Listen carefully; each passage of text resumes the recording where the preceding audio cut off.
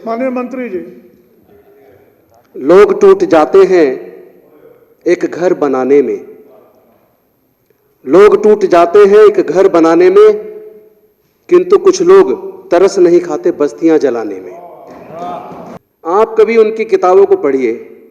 जब वो जेल के अंदर बंद थे तो वो किस तरह के समाजवादी भारत के निर्माण की परिकल्पना करते थे। देश के अंदर एक ऐसी पार्टी है जो फर्जी राष्ट्रवाद की बात तो करती है लेकिन दिलों में जहर घोलती है।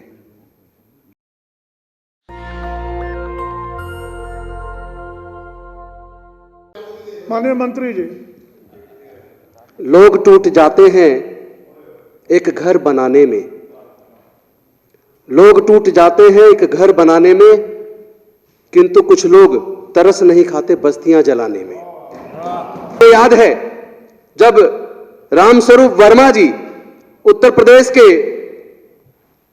वित्त मंत्री थे तो देश का पहला ऐसा बजट था जो कृषि को केंद्रित करके बनाया गया था, और वो फायदे का बजट था, वो घाटे का बजट नहीं था।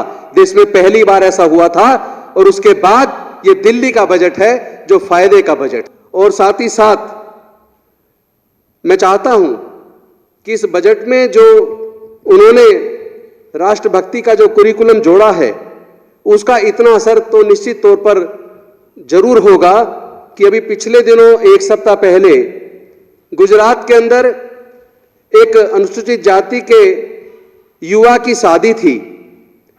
शादी घोड़े पे निकालने के लिए उसको पुलिस की मदद लेनी पड़ी, कानून का सहारा लेके लड़ना पड़ा।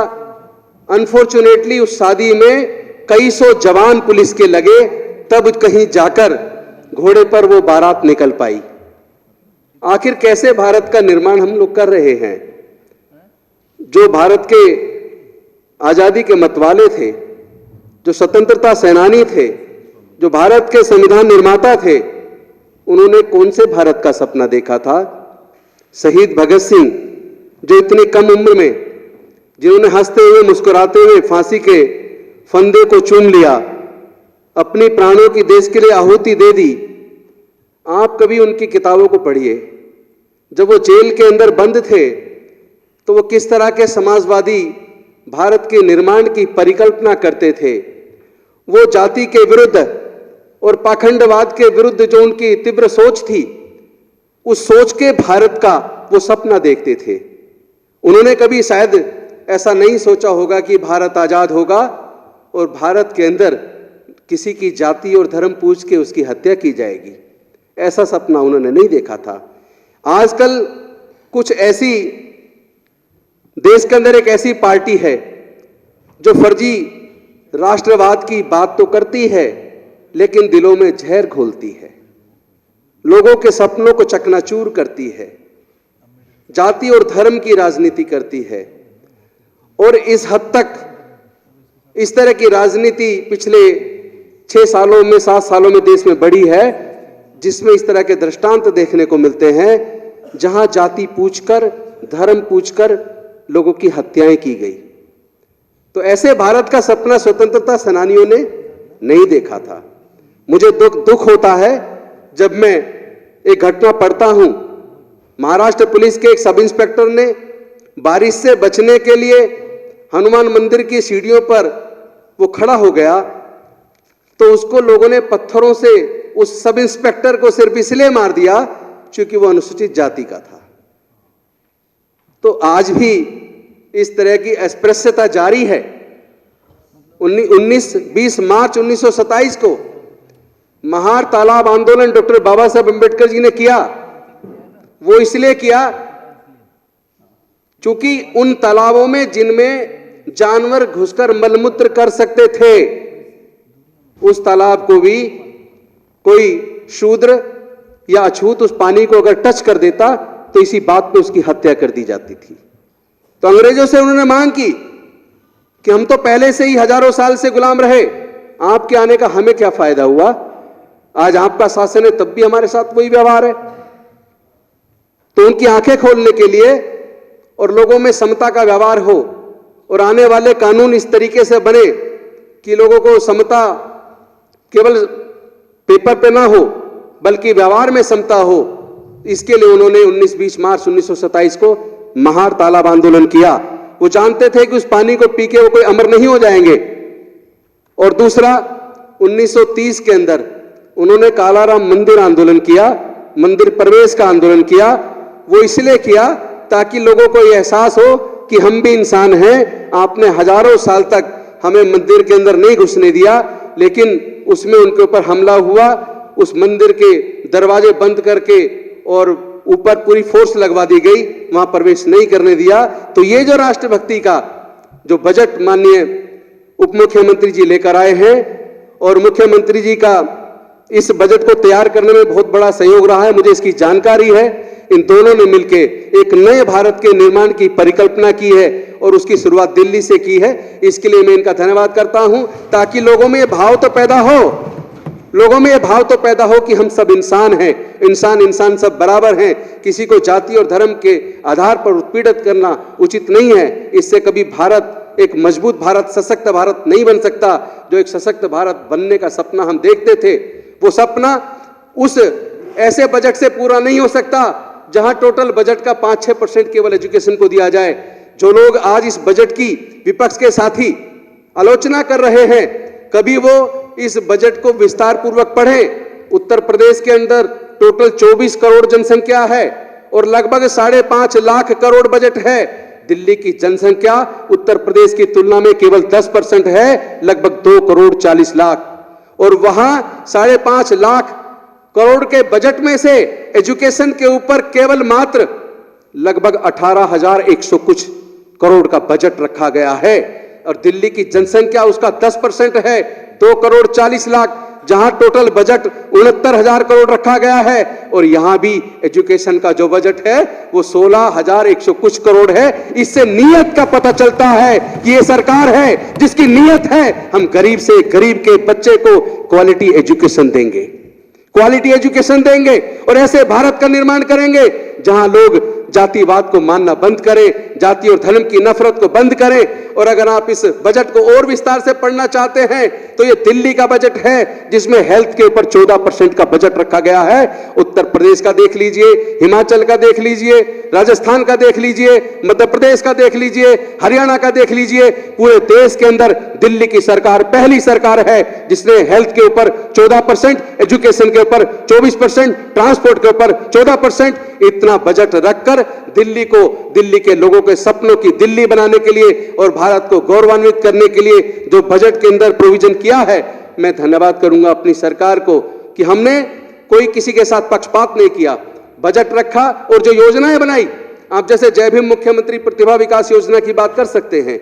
उस योजना के तहत जो बच्चे 12वीं कर रहे होते हैं, जो डॉक्टर बनना चाहते हैं, जो इंजीनियर बनना चाहते हैं, जो ग्रेजुएशन करते हैं, जो सिविल सर्विसेज में जाना चाहते हैं, जो लॉ करते हैं, जो जुडिशियल ऑफिसर्स बनना चाहते हैं, आजकल एग्जाम ऐसे डिजाइन होता है जो बच्चे कोचिंग करते हैं केवल वो बच्चे उसमें सफल हो सकते हैं। पूरे देश के अंदर ये ऐतिहासिक स्कीम, मैं धन्यवाद करूंगा माननीय मुख्यमंत्री जी का और उप मुख्यमंत्री जी का, जिन्होंने उसके ऊपर 150 करोड़ का बजट देकर दिल्ली के 15,000 बच्चों को और बिना किसी जातिवाद के सभी बच्चों को, SC, ST, OBC, माइनॉरिटी और जनरल कैटेगरी के EWS के बच्चों को अपने सपनों को साकार करने का जो मौका दिया है। आज दिल्ली के बच्चे इस योजना का लाभ लेकर जज बन रहे हैं, डॉक्टर बन रहे हैं, इंजीनियर बन रहे हैं। तो ये सपना हमने कर दिखाया, लेकिन इसकी जरूरत पूरे देश के बच्चों को है। सभी सरकारों को इसका अनुकरण करना चाहिए। इसके लिए मैं अपनी सरकार का धन्यवाद करता हूं, मनीष जी का, अरविंद जी का धन्यवाद करता हूं। साथ ही साथ आज हम देख रहे हैं कि चारों तरफ एक ऐसा वातावरण है जो उम्मीद से लोग शाम को जब अपने ऑफिस से घर जाते हैं तो टीवी खोल के बैठते हैं कि आज के समाचार सुन लें। लेकिन जब टीवी चैनल पर वो समाचार सुनने के लिए कोई चैनल लगाते हैं तो ऐसा लगता है जैसे वो जो एंकर है उस चैनल पर वो किसी पार्टी का प्रवक्ता है और वो विपक्ष के लोगों को ऐसे धमकाता है जैसे कोई गुंडा हो। क्या ऐसे भारत का सपना देखा था? मुझे लगता है इस पे विचार करना चाहिए। सरकारें आती रहेंगी, जाती रहेंगी। आज दिल्ली में हम हैं, आज केंद्र में आप हैं, कल को कोई और हो सकता है। लेकिन अगर आप प्रजातंत्र के गले को घोटने का काम करेंगे, अगर आप देश के मीडिया के मुख को बंद करने का काम करेंगे, आप कहीं ना कहीं भारत की आजादी को खतरा पैदा कर रहे हैं। और इस बात पे भी चर्चा होनी चाहिए। मैं तो निवेदन करूंगा आदरणीय उप मुख्यमंत्री जी से, जो ये एजुकेशन में जो आप काम कर रहे हैं, ऐतिहासिक काम कर रहे हैं, इसमें एक और अध्याय जोड़ दीजिए। जो जब पूरे देश के हमारे जो स्वतंत्रता सेनानी भारत की आजादी की लड़ाई लड़ रहे थे, ऐसी कौन सी पार्टियां और कौन से संगठन थे जो उस वक्त अंग्रेजों के साथ खड़े थे, जिन्होंने आजादी की आंदोलन में अपनी भूमिका ना निभा के अंग्रेजों का साथ दिया। इसको भी हमें स्कूल के अपने पाठ्यक्रम में लगाना चाहिए। सच सामने आना चाहिए, पता तो लगे देशभक्त कौन है और देश के दुश्मन कौन है। ये नकली राष्ट्रभक्ति से काम चलने वाला नहीं है। आपको सच का सामना करना पड़ेगा।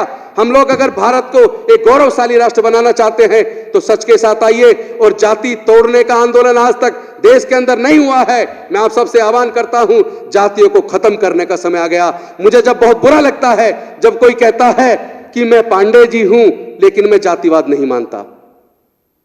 आप तो जाति पहले बता रहे हो। जातियों को खत्म करने का समय आ गया है।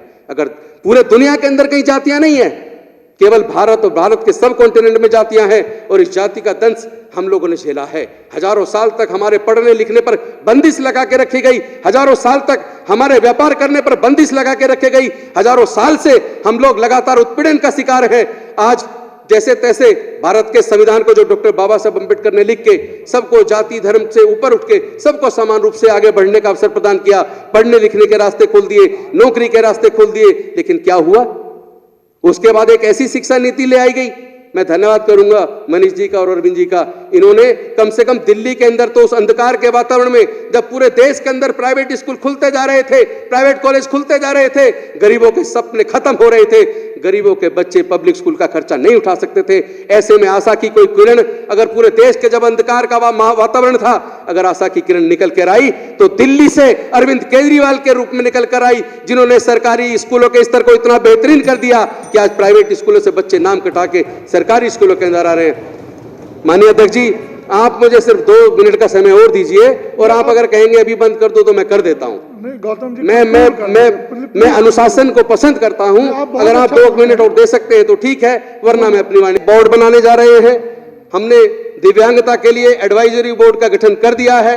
हम हाई सपोर्ट नीड के लिए हमने एक स्पेशल बजट रखा है, और दिव्यांगों को रिहेबिलिटेट करने के लिए, जिनके अंग कट जाते हैं उनको आर्टिफिशियल अंग देने के लिए एक हमने स्पेशल बजट रखा है।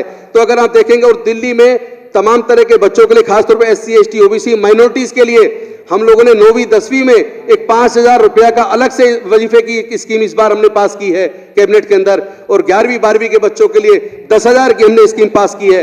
तो मैं धन्यवाद करूंगा माननीय उप मुख्यमंत्री जी का, और साथ में चूंकि बिना अरविंद केजरीवाल जी के विजन के हम एक कदम आगे नहीं बढ़ सकते। उन्होंने जो विजन दिया, उस विजन को लेकर पूरी की पूरी कैबिनेट रात दिन मेहनत कर रही है। इसके लिए मैं पूरे अपनी सरकार को बधाई देता हूं। और अंत में एक निवेदन और करता हूं, और उससे एक उम्मीद भरी नजरों से मैं देखता हूं, जो अभी हमारे साथी गुप्ता जी बोल रहे थे।